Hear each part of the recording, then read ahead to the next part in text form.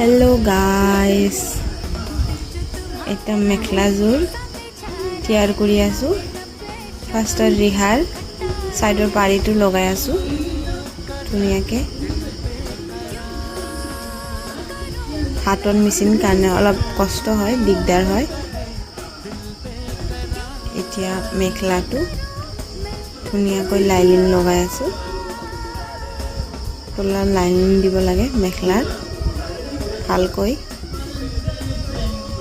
ধুনিয়াকৈ fix কৰি ল'ব লাগে নহলে খুচ খাই থাকি যাব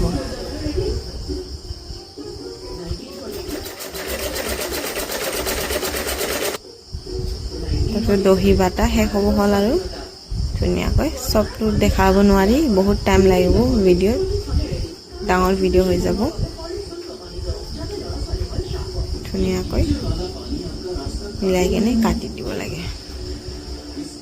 গল দুদিন লাগি গল জানানে ভিডিওটো হৈ গল দহি বটা ধুনিয়া হৈছে না ইমান ধুনিয়া লাগি আছে চুমকি বুটা দিয়া হৈছে এটো ইমান ধুনিয়া লাগি আছে চুমকি মাৰি আছে